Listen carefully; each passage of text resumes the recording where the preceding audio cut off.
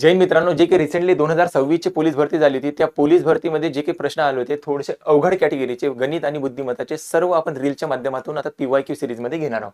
आज आपण धाराशिव जिल्हा पोलीस भरती 2026 मध्ये आलेला हा प्रश्न घेणार आहोत. प्रत्येक रीलमध्ये तुम्हाला 1 ते 2 प्रश्न मी कव्हर करून घेणार आणि ते पण चांगल्या कॅटेगरीचे, थोडे टफ होते, सोपे नाही. तर बघा, हा पहिला प्रश्न घेतलाय मी धाराशिव जिल्हा पोलीस भरती 2026 मध्ये आलेला. बघा, एका जोडप्याला म्हणते एक मुलगा आणि एक मुलगी आहे, ठीक आहे. वडिलाचे वय हे मुलीच्या वयाच्या तिप्पट आहे, ठीक आहे. त्यानंतर मुलाचे वय हे आईच्या वयाच्या अर्धे आहे. जो काही मुलगा आहे त्याच्या आईच्या वयाच्या अर्ध्या वर्षाचा आहे.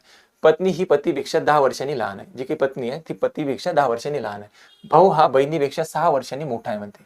भाऊ हा बहिणीपेक्षा 6 वर्षांनी मोठा आहे. तर आईचा आजचा वय विचारलं आपल्याला किती.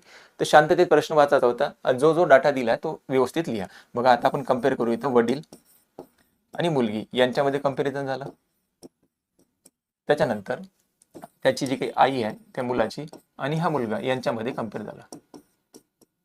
आता एक एक लाईनला आपण वाचण्याचा सुरुवात करू.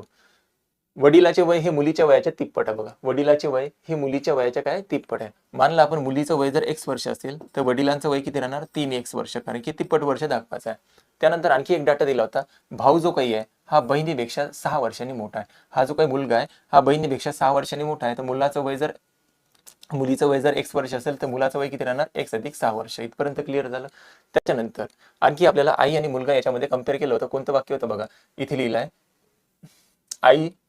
आईच्या वयाच्या अर्धे आहे. कोणाचं वय, मुलाचं वय. मुलाचं जे काही आहे आईच्या वयाच्या अर्ध आहे. तर मुलगा आहे x अधिक 6 वर्षाचा. तर आईचं वय याच्यापेक्षा दुप्पट दाखवायचं. म्हणजे आईचं वय किती राहणार, 2x अधिक 12. बघा, याची अर्धी जर केली तर x अधिक 6 होते. क्लिअर आहे इथपर्यंत. त्यानंतर आणखी एक डाटा दिला होता आपल्याला.